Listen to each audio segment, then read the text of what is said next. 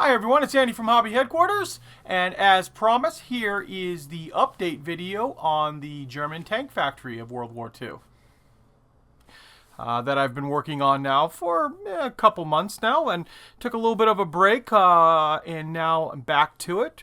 First thing I want to point out to are the most obvious things that if you're watching this series that you'll see. I've put a tree in here. And I'm going to show you quickly a little picture of behind the wall. I'm not done with that area yet, but if you look behind the wall, I've kind of made a little cutout area of dirt. And that's why I wanted a little splash of color to put this tree into. And I thought, well, I need obviously a dirt patch for the tree to grow out of. And decided to do that. There was a natural little depression in there already in the plaster. So, hey, we'll just turn that into a dirt area. And now looking at it from the front, I really like the splash of color that the tree adds to it. In fact, so much so, I'm debating whether or not to put another tree right here, kind of at the wall line. Remember, I am going to extend this out to the rail yard. As soon as we get some of the rail pieces in, I'm going to start working on that. But I think a little splash of color right there, and with the other foot or so of, factory area, I think the green will really break it up nicely. But for now, that tree looks, I think, really good in its place. I did remove the the electrical wire that was right here. I kind of thought it got a little busy with all the wiring and stuff that was going on. Still do have the one in the very back over here, and then of course the light poles, which the last thing I'm going to do on all this is do all the wiring, because messing around with any of that stuff, I'll end up, even with Easy Line or any of the other elastic rigging lines, I still will end up breaking it off. Also, I've gone ahead and I've built up my little guard shack. It's just sitting here right now. I just started to paint and weather it. Still going to work on that. Not really sure if it's going to go on this side or this side. I'm trying to see which one makes the most sense. Obviously, the guy would come out here and he would put the weight on the pole and lift it up so that a truck could pull in here in and out. A little bit more secure area on it. And of course, this does work, as you can see here. And I've attached both those sides as well. And of course, I've gone ahead and built the truck. Now, I'm in the very process of building this. This is actually the Tamiya Opel Blitz, the World War II military version. But I've seen some pictures of them in civilian, and I thought, well, let's build that up and paint it just as a civilian vehicle would be. Now, it's not complete. I've got, you can see here, a lot of pieces still to glue into place. And the reason that is because I wanted to leave the cab off to be able to put a figure inside there later. So actually, this cab piece is actually still separate too. It's not glued on. The bed is glued into place. Everything else, just all the front area, so we can still put a figure inside there and add some life to this diorama if get to the point I can start doing the figures on it. For right now, it's just parked out in front, waiting maybe to get inside the factory and move. That we have the tractor, that we can have something being pulled behind that. Still have to start building the trailer for the tractor there too. So those are the main things that I've worked on. I've worked on a little bit more weathering here and there, darkening up a little bit more on all of the brickwork, so you can still see all the plaster inside there, but it's not as bright and vivid as I first had it. I was looking at some more pictures of, these happen to be of brick buildings in northern Germany, but it didn't matter. I like the way they look. They had a little bit of a darker appearance to it, and also it gives the look that this building has been around for a little while as well too. Okay, I've slid the camera over to the right so I can show you the unbuilt portion of the diorama and explain what I've decided to do on it now. You saw the little bit of board that we hung over here, and that is to connect the two pieces. So where this white piece of plastic is right now, I think is going to be the amount that we're going to extend the diorama over. So that means I will need to get another sheet of this plywood, cut it down to shape, and to attach it, I'm going to use my 1x1 stock underneath there to build a framework, not only to elevate the diorama, but to give it a nice frame around the outside edge, and it'll also give rigidity to the entire thing, because we don't want any of this flexing at all. This is very, very heavy. These buildings and all this other stuff really adds up a lot in weight. So once we extend over this portion here, I will get some more base plates or some other kind of thing to fill in all of this area here. I'm going to show you a picture right now of the RT Diorama train station. And you can see that right there. It's got a little bit of a loading platform, and then of course the building itself. And now back on this area, that is going to go all the way in the back here. It's going to be kind of like in line with some of these other buildings here. And then down the middle here, this area here, there'll be a set of train tracks coming in. And I think I'm going to end up using the Sabre single truck rail car, which I'll show you a picture of right now. Those will be back into stock anytime for myself now. So I'll have the rail as well as the car, and then we'll put some kind of bumper right about here. That bumper will, like where they back the train in. And then up in the front here, I will show you another picture of the RT Diorama, the little loading platform. I might use this right here. I might have to create a bigger one that is going to be more conducive of loading a tank.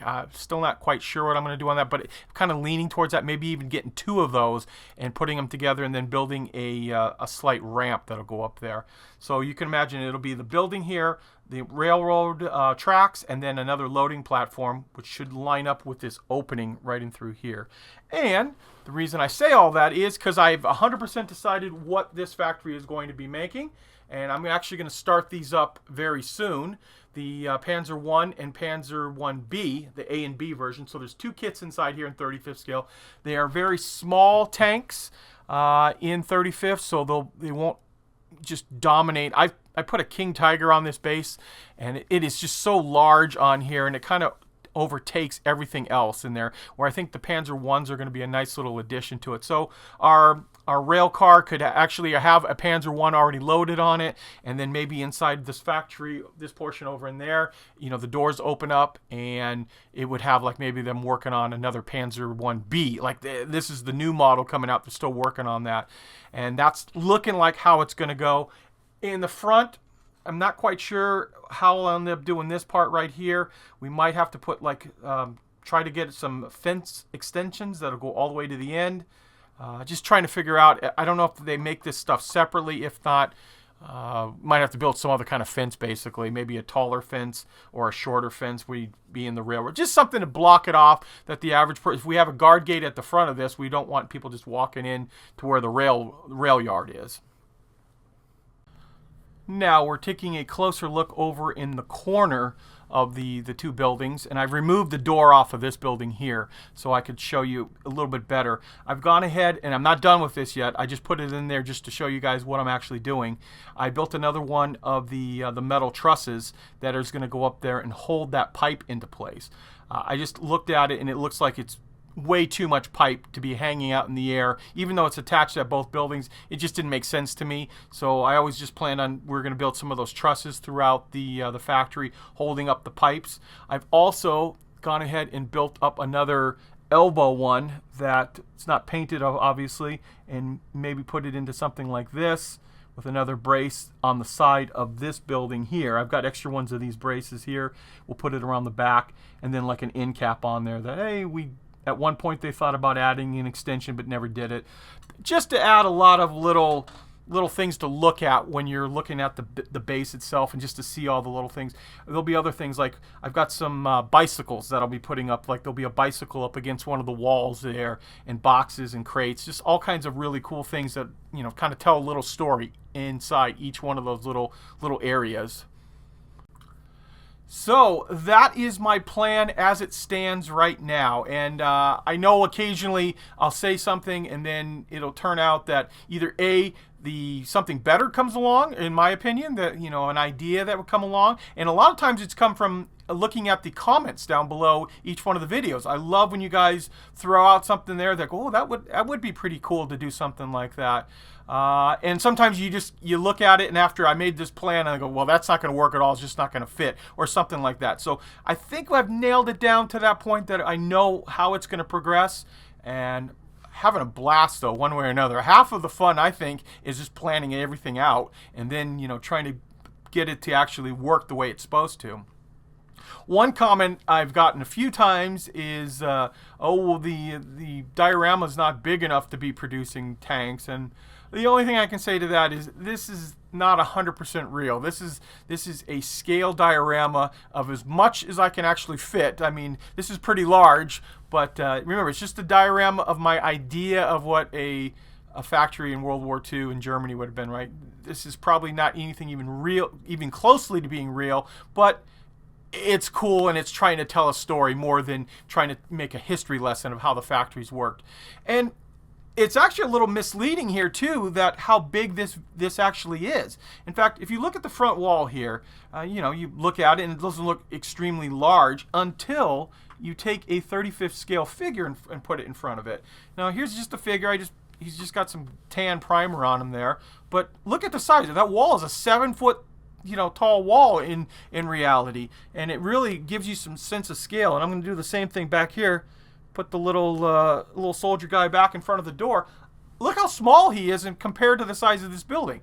That building's probably like a 40-something foot tall building. So when you look at it that way, it really gives you a sense of scale, and just, wow, this is really, really massive. But remembering, it's not 100% accurate. I'm trying to make it as realistic as would be in reality, but you're working with constraints in the sense that it's not real stuff. It's a diorama accessories. But just to point that out there. But once again, having a blast putting this stuff together. So there you go, guys. There is a quick update on the factory. And also another update. The entire assortment of RT Diorama is on its way to the United States, and we will have it in our warehouse fairly soon. It's going to take a few more weeks at least with shipping in the way it is right now, but the stuff is on its way, and some of the smaller items will actually be showing up within the next couple of days. Some of the accessories that we could get those air freighted in, that was a lot quicker. But all the big, heavy ceramic buildings, they are on their way, but it's going to take a little bit longer. So, and they'll all be available on our website, andyshhq.com. So, there you go. I want to take this opportunity to thank you as always for watching, and please stay tuned because we have many more videos coming.